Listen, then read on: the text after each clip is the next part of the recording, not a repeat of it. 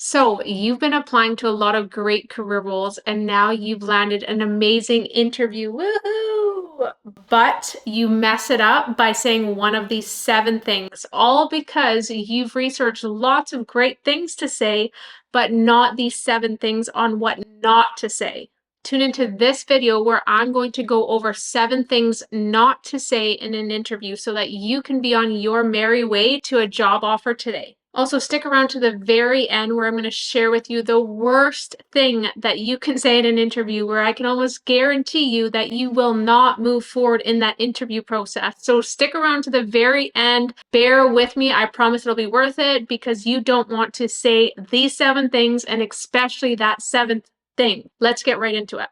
If you're new here, hey, what's up? My name is Courtney, and this channel is all about leveling up in areas of our career, money, and life. I hope you join the community by subscribing below, and if you're not new here, then welcome back. Okay, so the first thing that you should never say in an interview is negative things about a past employer, past colleagues, or the industry as a whole. Honestly, I'm sure this number one tip is a no-brainer, but it would be an absolute shame not to reinforce it in this video because it is true. If you are caught saying super negative things about any of those three things, again, your past employer, past colleagues, or the industry as a whole, then they are going to see you as a negative person, somebody that they probably just won't jive with, and that isn't going to be somebody that they want to work with or as a team player. Your attitude truly determines your latitude, so don't forget that, especially in an interview, even if you've been burned in the past. It's real simple. Just learn to pipe it. And don't get me wrong, we've all had toxic situations, people, industries, companies in the past, including myself. So I speak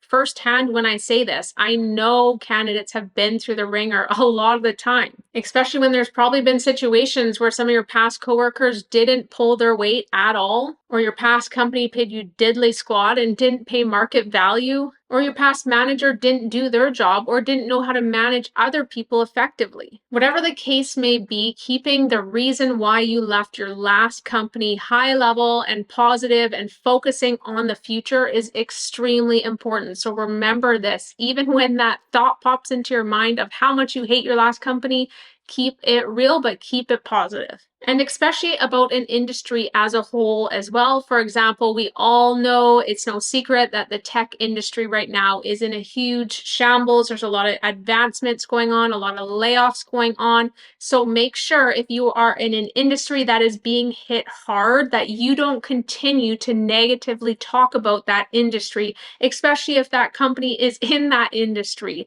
So again, keep it positive, keep it real, but focus on the great things that industry does bring. Number two, overly personal information. Look, it's no secret that rapport building in an interview is an extremely effective way to land your next career role. In fact, it's one of the best ways to get past the interview process to an offer letter is by building rapport with the people that you're interviewing with.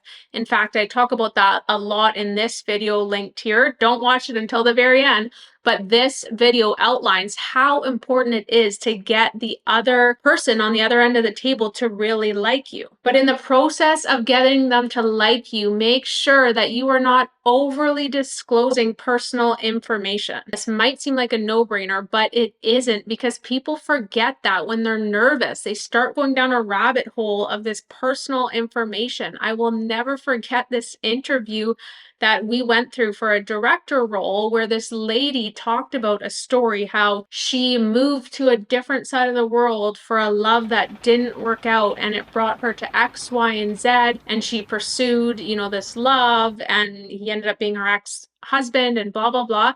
And she didn't even remember the question that we asked her because she went down such a rabbit hole that was irrelevant to the question that we even asked. So I can appreciate that she was trying to maybe build rapport with us, but it was super distracting, and ultimately we didn't move forward with her because we didn't even get the answers that we needed in that interview. So make sure you keep your answers relevant to the question they just asked you and don't overshare. Number three, salary expectations too early. So here's the thing, labor law trends have now moved forward to a place where transparency in salary ranges is the method, and in fact, laws in many states and provinces throughout Canada and the US. What this means is you will now find more and more salary ranges posted online so that candidates can evaluate whether they're going to apply based on that salary expectation that employers put out there. But make sure that when you are getting on that phone call with the employer, maybe they just requested an interview with you, that's not an area of focus for you. If you applied to the role, I would hope that you are okay with the salary range that they put out there.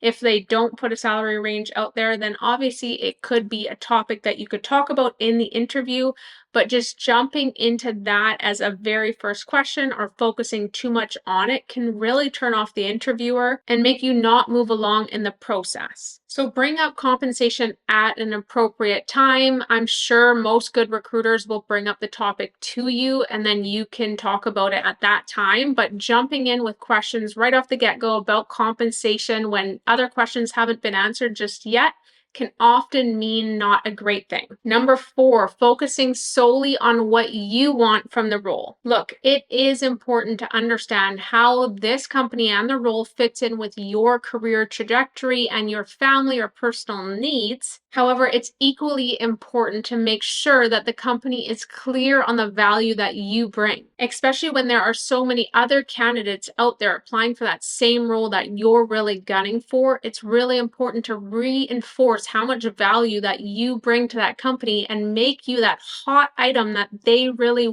want and need you, and then talk about your needs from there. So advocating for a high salary range right out of the gate, or remote only work, or how you want a lot of weeks vacation when they haven't fully understand what you bring to the role yet is just not recommended. Number 5, saying you have no weaknesses. Honestly, this again may seem like a no-brainer, but you have no idea how many phone screens I get on with great candidates, and then when I go to ask them this weakness question, they have no idea what to say. They haven't thought about it, or some just say they can't even think of something right now, which sure, fair enough, but this is a very common interview question, is tell me your strengths and tell me your weaknesses. So make sure you have real weaknesses that you're working on that aren't super dramatic, like you often lie, steal, or cheat or something, but real things that you've been given feedback on, maybe being a bit more patient when it comes to other coworkers, or triple checking your work before sending it out because you are very eager to get work done sometimes. Have a genuine answer and don't be that arrogant person sitting there saying, I have no weaknesses and I'm not really sure. Also, extremely cliche or rehearsed answers don't really land that genuine either. For example, if you were saying, well, I'm known to be a perfectionist and I need to work on that. Okay, is that a true weakness, or is there something more relatable? Is there an example?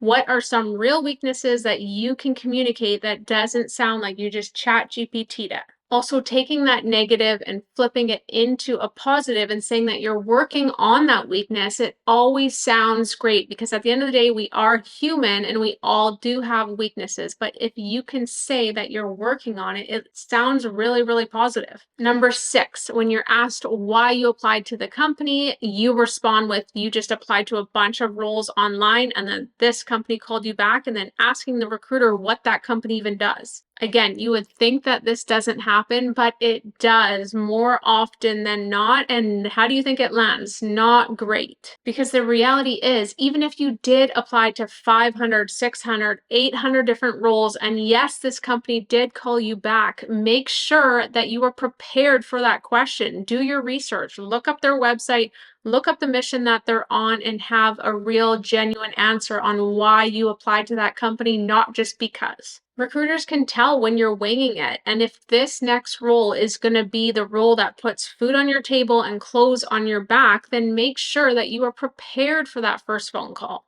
Okay, number 7. I swear I do hear this, and it is the worst thing recruiters want to hear is saying that you just need a job. Now, don't get me wrong. We all need income in this world. We all need money to come in so that we can have a roof over our head and food on our table. But when you are being too honest and saying that you just need a job and that's the reason why you're on a phone call with them, it doesn't sound like you care at all. Do your best to have a genuine interest in that company because you never know. Maybe they're the reason you get in the door, and next thing you know, you get promoted and you land your dream role. So, no matter what the position is or the company is, if you applied and you are interested in landing a role there, make sure you don't just say you just need a job.